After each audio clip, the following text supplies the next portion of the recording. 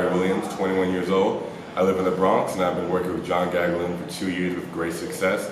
He's been very attentive, and I'm looking forward to working with him more in the future. First question for you, man, and just want you just like kind of talking to whatever the teammates, fans, whoever who's watching. I just want you to tell us a little bit about the biggest differences from like how you were training before we met 2 years ago, and then kind of like what you're doing now. So before I met John, I was mainly focused on just getting bigger and stronger with no real goals set. So I would just go in the gym. If I feel good, I go for a 1 rep max, a 3 rep max. I was a little bit too self-absorbed in social media and just trying to get likes, and it really holding me back from having a big total and work on my technique and where it really mattered. And after meeting John, it's still to this day, I run a program once, maybe twice over a course of 4 months, but it's much better than it used to be a couple years ago where it'd be every single week I'm just trying to kill myself and overdo it, just do more than necessary. And I really strongly feel with powerlifting, you're in it for the marathon, you're in it for the long run, so less is more. You know, there's no need to have grinders in training, you just save for the platform.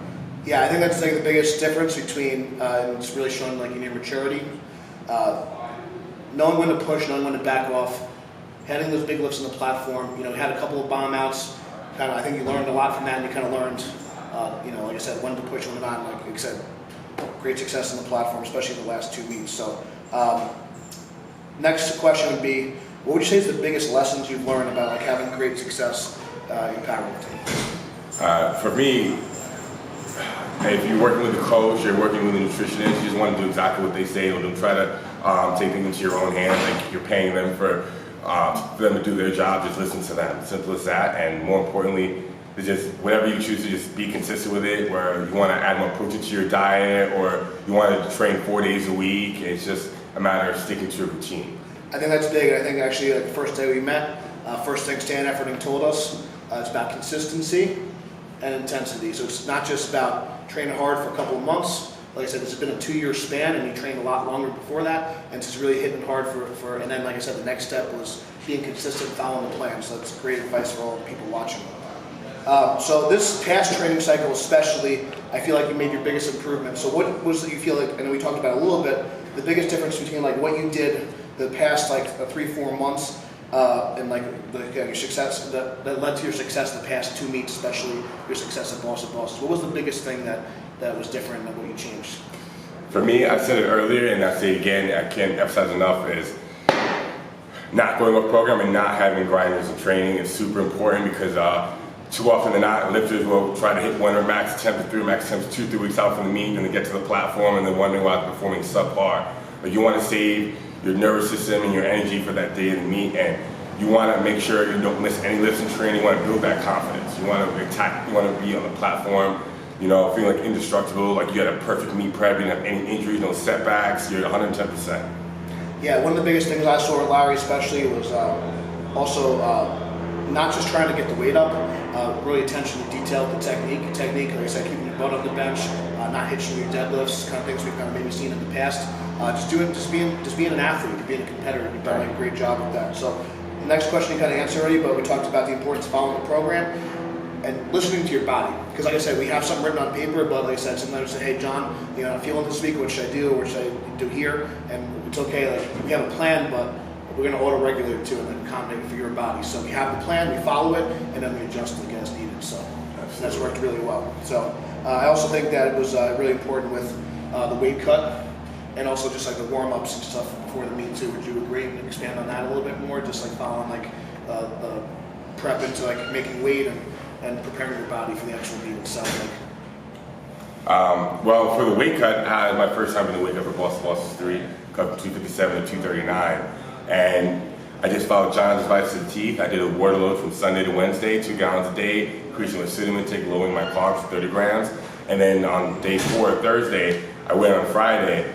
I shut off all the weight, no problem. I mean, the only step that I mistook was the hydration day, where I overdid on the Pedialyte and sugar. Make sure we replenish not too much sugar, so we learn from that. Exactly. And like I said, still like kind of like one like minor thing, but as we know, like one minor thing at like his level, or really anything, you want to make sure you're doing the right thing. So one thing we can work on for next time, nutrition on game day, nutrition the day before. But other than that, like I said, you handled it really well, especially on a big stage. So we're really proud of you for that. So I just want you to talk to the fans, talk to people watching the team. what's been the biggest difference between like kind of training alone and having someone guiding you, and also like, like I said, having someone pick your attempts, having someone handle you, not having to really think, and just be an athlete? Like, how has that benefited you on the platform? Well, not having to think, just let you be an animal, and then you have somebody just tell you in confidence, like, okay, I want you to do this for your opener, and then I want you to take this for a second. It just really takes all the anxiety out of the equation. Yes. And then especially just week-to-week training, if the consistency is key, it's hard to remain consistent if you don't have a plan. You're just sort of coming up with it on the spot day to day. And then random training gives you random results, John said. Yeah, I think that's good. You can remember that quote. So he's learning, guys. He's learning, so that's good. That's what we like to see.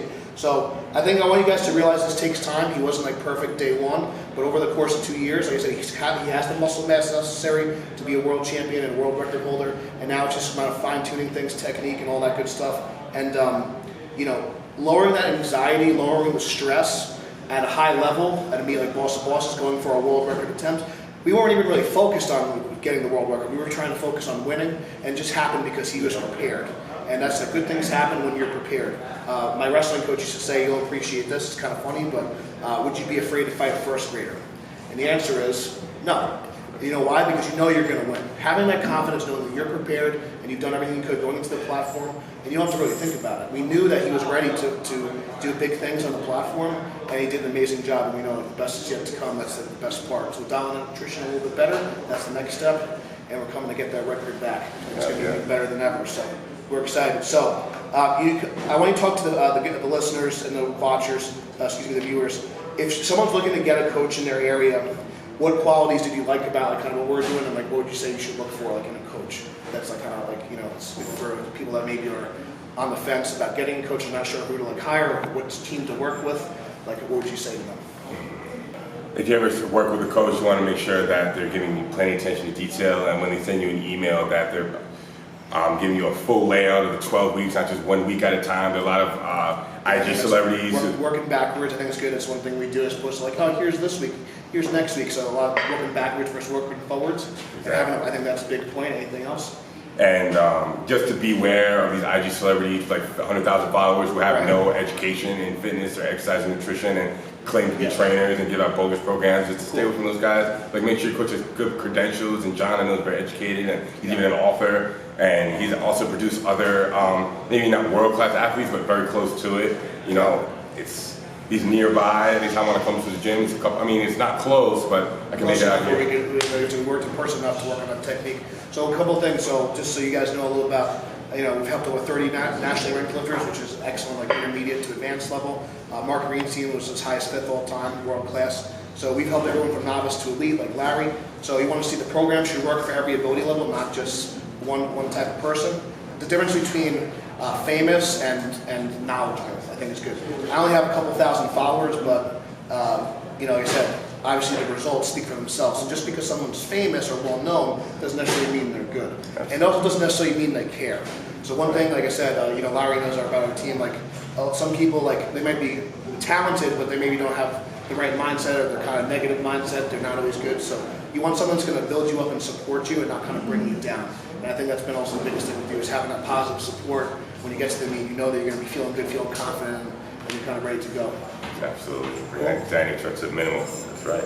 So just kind of final words. If someone's kind of on the fence to get better in powerlifting or competing, like what advice would you give them? Because obviously, like you said, you've had a tough kind of upbringing and stuff. It's kind of built you up as a person. Like, what would you say that powerlifting has done for you, and what advice would you give new people coming into the sport? Well, I could say before powerlifting, I could say I was very short-tempered and a bit immature, ill-disciplined, and powerlifting really taught me that. It's like just being consistent and disciplined with everything outside of me, maybe my academics and working, that sort of thing, and being more level-headed with people. It definitely helped keep me more calm outside of the gym. And more importantly, if you're getting to powerlifting, injuries are always going to be there. No matter how cautious you think you are, you can even slip outside on a banana peel and break your leg, anything. I just think there's always an indicator before you're going to get hurt. Like before I tore my TFL and my hamstring, I felt something in a couple sets before, a little tingle or a little tightness. Like, if you listen to your body, because this is a marathon and there's no need to rush. Yeah, also no need to rush is great advice. One major injury can set you back for the rest of your life and can hold back a lot of potential, so you listen to your body. Awesome, man. Well, Larry, thank you so much for your time. Thank you, John. Just a couple of quick final words. If again, Larry's 20 years old. He's been training a long time, and hope you guys, this inspires you. Whether you want to break a world record or just enter your first meet, the first step is just starting. You got to start. Don't wait till tomorrow. Start today. Hope this inspires you. If you kind of follow these steps, maybe you don't get a world record, but you could really achieve some great success. We hope this inspires you. If you have any questions, check out GadWilliamStrength.com. If you have any specific things, GadWilliamStrength@gmail.com. And make sure you check out Larry's Instagram @LarryWheels. Anywhere else, that's where you can find him. Follow him for inspiration. Follow us at Gad William Strength. And again, we hope to see you soon. And we're looking forward to check this guy out. He's going to be do some big things in the future. Okay. Thank you guys. We'll talk to you soon.